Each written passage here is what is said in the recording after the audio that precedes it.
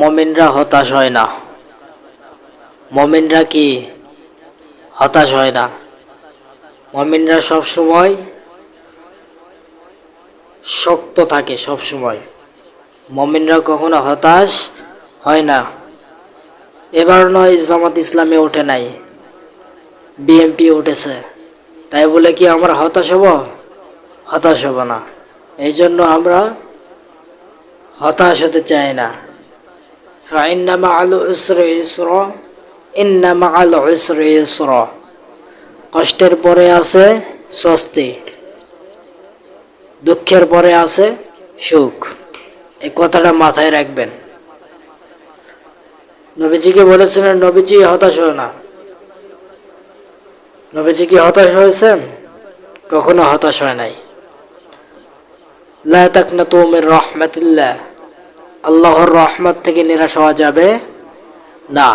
সব সময় আল্লাহকে স্মরণ করতে হবে যে আমার পাশে আজকে কেউ নাই, শুধুমাত্র আমার আল্লাহ রয়েছে। প্রকৃত ভালোবাসা একমাত্র আল্লাহ রাব্বুল আলামিন বান্দাদেরকে দেন। এছাড়া দুনিয়ার যত মানুষ আছে সব মানুষ স্বার্থ। আপনার স্বার্থ ছাড়া কেউ ভালোবাসে না। আপনার দেখবেন বাস্তবতা আছে, ওই বাস্তবতাকে প্রায়োরিটি দিয়ে তারা ভালোবাসে আপনাকে, তাছাড়া ভালোবাসে না। প্রকৃত ভালোবাসা বাসেন যিনি, তিনি কে? আল্লাহ রাব্বুল আলামিন। এই জন্যই তো মুমিনরা হতাশ হয় না। মুমিনদের দুঃখ কষ্ট বেশি। মুমিনদের কি দুঃখ কষ্ট এগুলো বেশি। আজকের এই দিনে হালকায় আমি বলতে চাই যে মুমিনরা কখনো হতাশ হয় না। মুমিনদের দুঃখ কষ্ট এটা হবে স্বাভাবিক। রাসূল সাল্লাল্লাহু আলাইহি সাল্লামেরও হয়েছে, কষ্ট হয় নাই? ইসলামটা এই যে প্রতিষ্ঠিত করতে গিয়ে কষ্ট হয় নাই? অবশ্যই কষ্ট হয়েছে। আমরা যে এই যে দিনের কথাগুলি আপনাদেরকে ছড়াইতেছি, মিডিয়া ছড়াইতেছে, নানান কথা আসতে পারে, ঠিক কিনা বলেন? এই জন্য আমরা হতাশ হতে চাই না।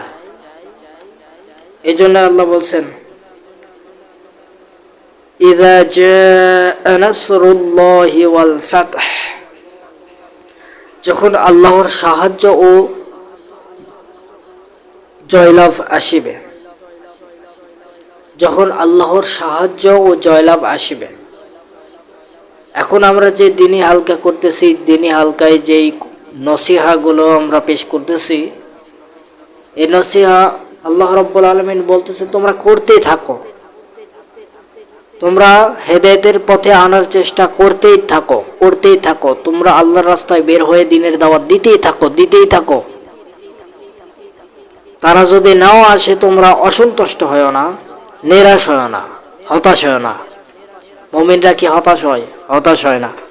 তোমরা আল্লাহর দিন প্রতিষ্ঠিত করতেই থাকো, দিনের দাওয়াত দিতেই থাকো। তারা নামাজি আজকে হইতেছে না, কালকে হইতেছে না, পরের দিন হইতেছে না, তারপরের দিন তো অবশ্যই হবে।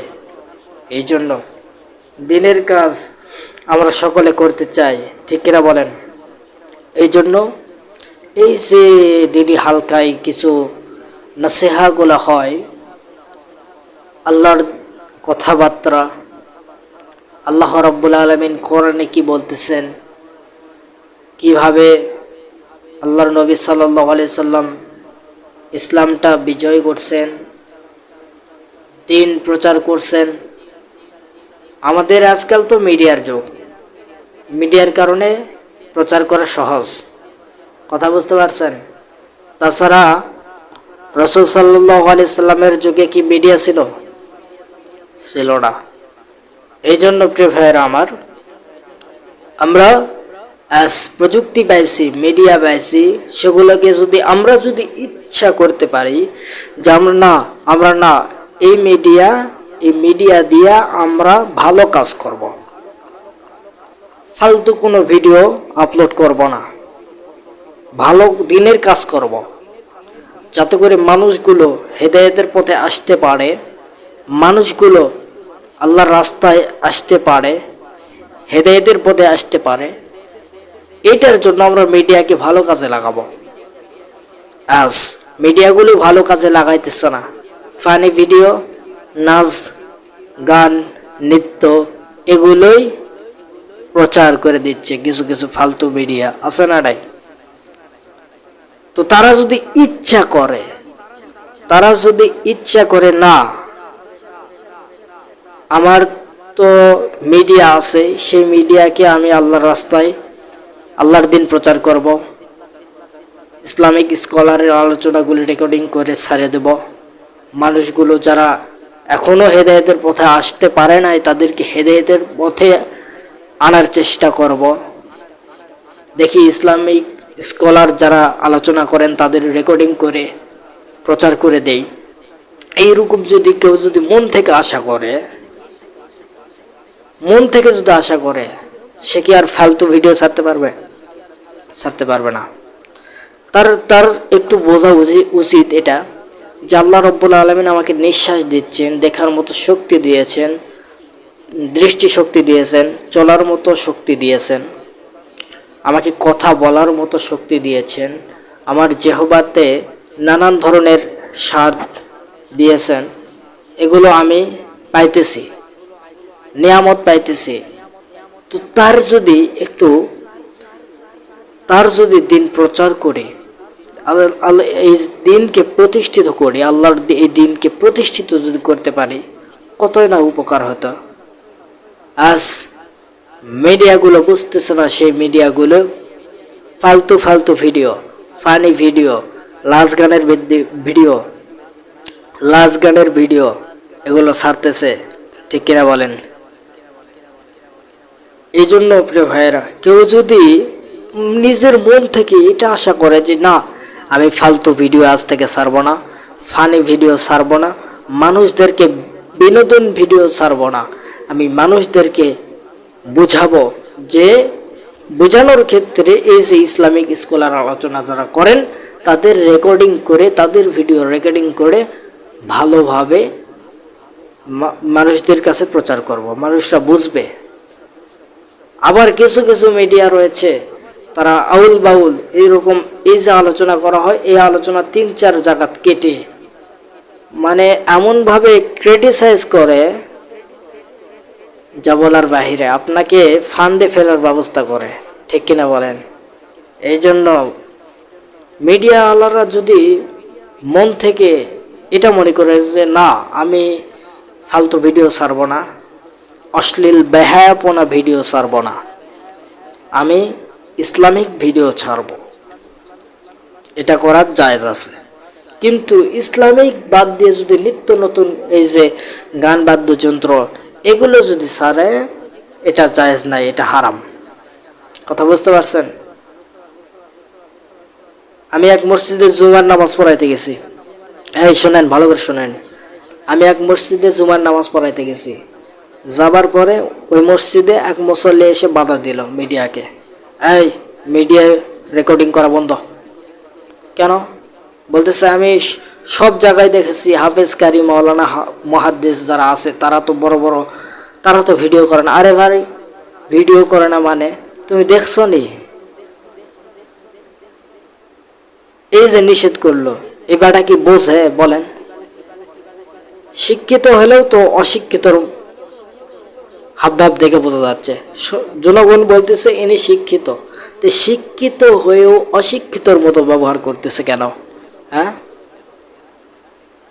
ভাই, আমি আপনাদেরকে বলতে চাই, যারা মিডিয়া আমাদেরকে নিষেধ করবে, এই যে ইসলামিক লেকচার এগুলো করা হয় বা এই যে সেমিনারে আলোচনা করা হয় ইসলামিক, আবার ওয়াজ মাহফিলে রেকর্ডিং করে মিডিয়াওয়ালারা, এদেরকে সম্মান করবেন, কারণ এদের দ্বারা আমাদের কথাবার্তা প্রচার হচ্ছে, কথাবার্তা কি হচ্ছে? প্রচার হচ্ছে। এখন এদেরকে নিষেধ করতেছে, তো নিষেধ করা মানে কি? আল্লাহর একটা আয়াত, সে আয়াতটা তারা উলামায়ে কেরাম তারা ভেঙে সাধারণ জনগণের কাছে প্রচার করেছে। তা এখন এখানে যে কয়েকজন আমরা উপস্থিত আছি তারা তো জানতেছি অলবিশ্ব জানার দরকার আছে না নাই, তো অলবিশ্বকেও তারা তো জানাচ্ছে। তো এখন এই জায়গাতে যদি মিডিয়াগুলোকে যদি বাধা দেওয়া হয়, সারা বিশ্ব ফিতনায় আছে, ফাহিশা কাজে লিপ্ত আছে, তারা বুঝবে কিভাবে যে হুজুর এইরকম বয়ান দিল? বুঝবে কিভাবে? বুঝতে পারবে না। এই জন্য তাদেরকেও বোঝানোর জন্য এই প্রযুক্তি, এই মিডিয়া। কথা বুঝতে পারছেন? আজ তারা ওইটাকে বাধা দিচ্ছে, মানে কি জনগণ মূর্খ হয়ে থাকে যাক নাকি? হেদায়েতের পথে আসার দরকার নাই নাকি? শুধু তোমরাই শুনে গেলা, অন্যরা শুনলো না। তাহলে এখানে বোঝা যাচ্ছে, ওই মানুষের কথার ভাস দেখে এটা বোঝা যাচ্ছে যে এখানে যারা উপস্থিত আছে তারাই শুধু শুনবে, তারাই শুধু হেদায়েত পাবে। মানে এক কথায়, নিজে বাঁচলে বাপের নাম, এই কথা। এই শিল্লক একটা আছে না, এই শিল্লক নিয়ে ওই লোকটা পড়ে আছে মনে হয়। এই জন্য প্রিয় ভাইয়েরা, নিজে বাঁচলে বাপের নাম নয়। কু আনফুসাকুম ওয়া আহলিকুম নার, নিজে বাঁচো, আহালকে বাঁচাও। নিজে বাঁচো এবং আহালকে বাঁচাও। এই জন্য প্রিয় ভাইয়েরা, যে কথাটি আমরা শুরু করতে চাচ্ছি, আল্লাহ রাব্বুল আলামিন সূরা নাসরের মধ্যে বলছেন, ইযা জাআ নাসরুল্লাহি ওয়াল ফাতহ, যখন আল্লাহর সাহায্য ও জয়লাভ আসবে। আমরা যে এই ইসলামিক লেকচার করতেছি, তারা আবার এডিট করে ছেড়ে দিচ্ছে।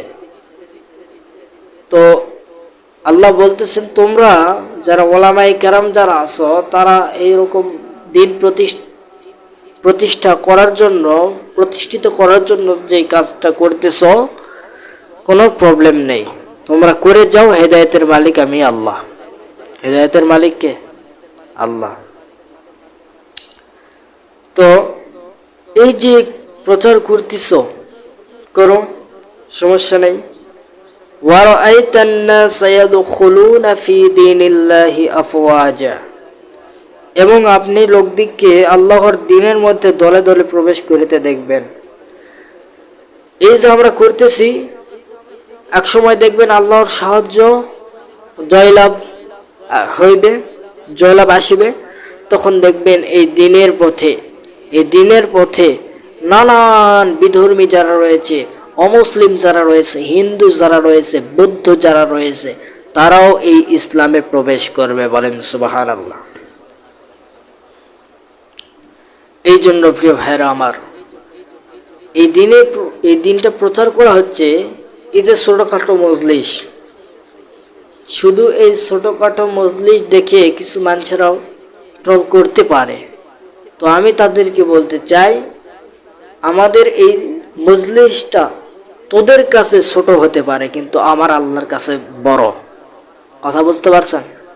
এই জন্যই বলা হচ্ছে, তোমরা, আমি আল্লাহ রাব্বুল আলামিনের দিন প্রতিষ্ঠিত করার জন্য যেই আলোচনা, লেকচার ইসলামিক মডিফাই করে আলোচনা করতেছ, করে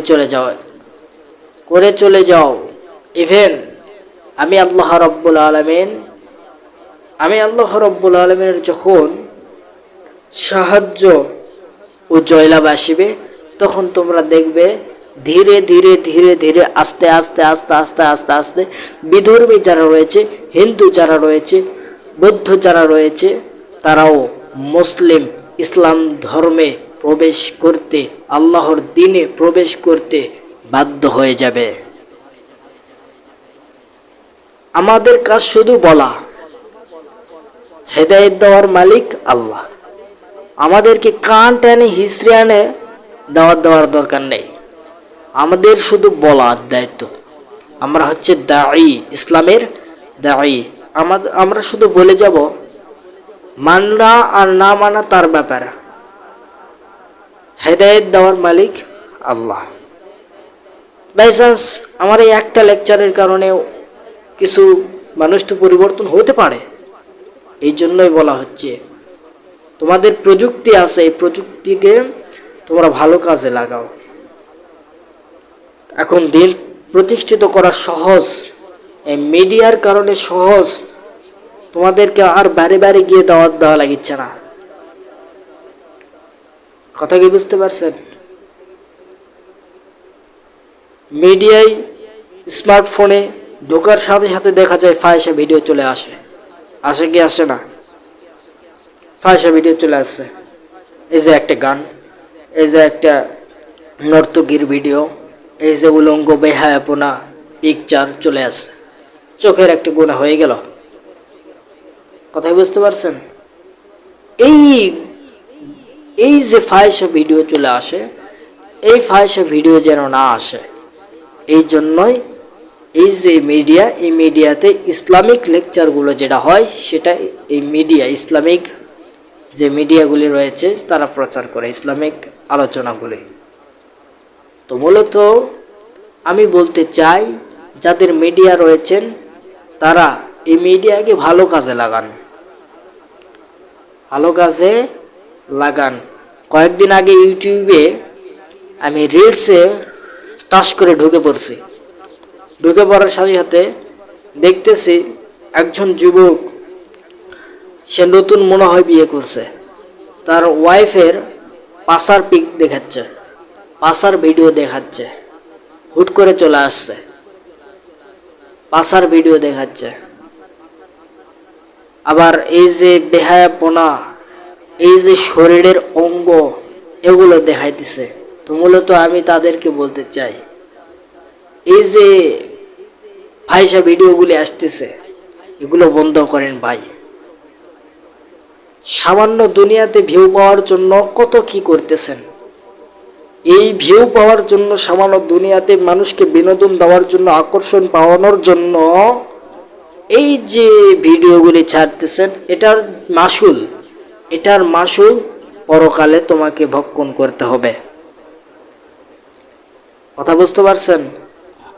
এই জন্য এই মিডিয়া আছে, মোবাইল স্মার্টফোন যাদের রয়েছে, ভুলেও এখানে যারা উপস্থিত আছেন নিয়ত করেন আজ থেকে, ভুলেও ফাহিশা ভিডিও, উলঙ্গ নর্তকীর ভিডিও আমরা ছাড়ব না ইনশাআল্লাহ। কথায় আছে না, নিজে ভালো জগৎ ভালো। তো এই শিল্লকটাও তারা মানতে চায় না। তারা এতটুকু বিন্দু পরিমাণও তারা এইরকম নিজেকে মনে করে না যে আমি ভালো হব, পেজ থেকে ইনকাম আসবে, সেটার জন্য নতুন বিয়ে করছে, বউয়ের উলঙ্গ বেহায়াপনা পিকচার ভিডিও এগুলো আপলোড করে দিচ্ছে। কেন? লোককে, মানুষকে দেখানোর কি দরকার? অনেকে আছে নিজের স্ত্রীর পিক এইভাবে তোলে, সেলফি তুলে ছেড়ে দিচ্ছে, জনগণকে দেখাইতেছে। আসলে ভাই আপনারা দায়ুস। যারা দায়ুস, কারা দায়ুস জানেন? যারা বউয়ের পিকচার তুলে অনলাইনে ছেড়ে দেয়, জনগণকে দেখায়, এরা হচ্ছে দায়ুস। এরা জান্নাতের কিঞ্চিত পরিমাণ ঘ্রাণ পাবে না, জান্নাতের কিঞ্চিত পরিমাণ ঘ্রাণ পাবে না, ঘ্রাণ পাবে না। তো মূলত বিষয়টা এরকম যে আপনার ওয়াইফকে আপনি নতুন বিয়ে করে আনছেন, আপনি দেখবেন আপনার ওয়াইফের যত যা কিছু আছে সব আপনি দেখবেন। আপনি কেন উন্নতগিরি করতে যাবেন? অন্যরে দেখানোর কি দরকার? কথা কোন ঠিক কিনা? সামান্য দুনিয়াকে খুশি করলে কে নিয়ে তুমি এইরকম দুনিয়ার বিনোদন দেওয়ার জন্য, সামান্য ভিউ পাওয়ার জন্য, সামান্য ছোটখাটো পেজ থেকে কিছু টাকা ইনকাম করার জন্য যেই ফাহিশা কাজে লিপ্ত হচ্ছ, এটার মাসুল তোমাকে ভক্ষণ করতে হবে পরকালে। সাবধান। মিডিয়াকে ভালো কাজে লাগান, ভালো কাজে লাগালে জায়েজ আছে, সেটা জায়েজ, কিন্তু খারাপ কাজে লাগানো এটা জায়েজ নেই। কথা বুঝতে পারছেন?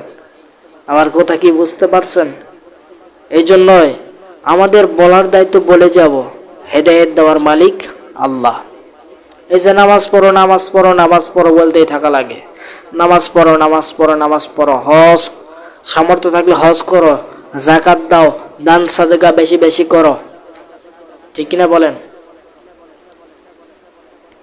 একজনের বাড়িতে এক ফকির আছে, এসে বলতেছে, মানে এসে দরজা নক দিচ্ছে, তো খুলতেছে না। তো এখন সে শুনে পাচ্ছে যে বাইরে থেকে ফকির ডাকতেছে, এই দরজার সিট ক্যানি যেটা আছে সেটা বাজাচ্ছে, তারপরেও খুললো না।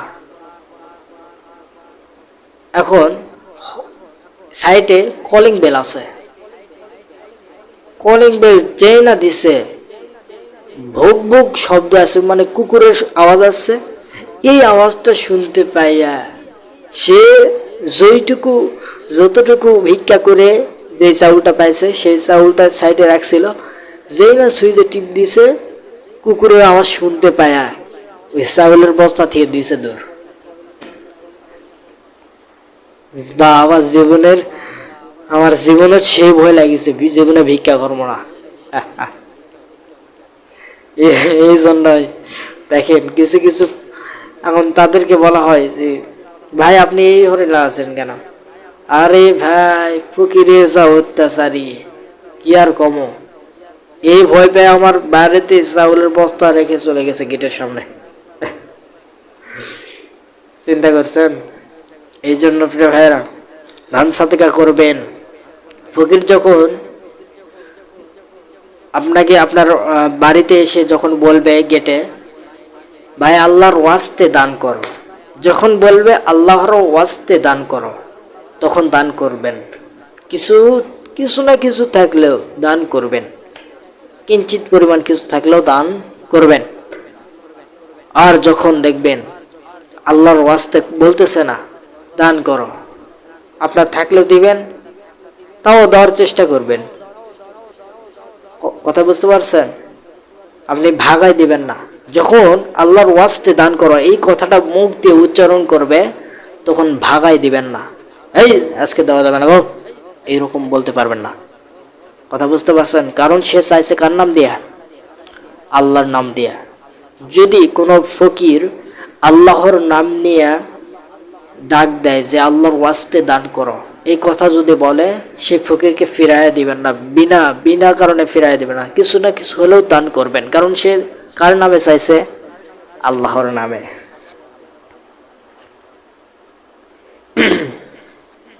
এরপরে ৩য় নম্বর আয়াতে আল্লাহ সুবহানাহু ওয়া তাআলা বলতেছেন, ফাসাব্বিহ বিহামদি রাব্বিকা ওয়াস্তাগফিরহু ইন্নাহু কানা তাওয়াবা। আল্লাহ বলছেন, তখন আপনি আপনার প্রতিপালকের প্রশংসার সাথে তাহার পবিত্রতা ঘোষণা করবেন এবং তাহার নিকট ক্ষমা প্রার্থনা করবেন, নিশ্চয় তিনি তওবা কবুলকারী ক্ষমাশীল। প্রশংসা করা লাগবে কার? ওই আল্লাহ সুবহানাহু ওয়া তাআলার প্রশংসা করার দরকার আছে না নাই? এই জন্য প্রিয় ভাইরা, আল্লাহ সুবহানাহু ওয়া তাআলার প্রশংসা করব ইনশাআল্লাহ। আল্লাহ আমাদের সকলকে বোঝার তৌফিক দান করুন। বলেন আমিন।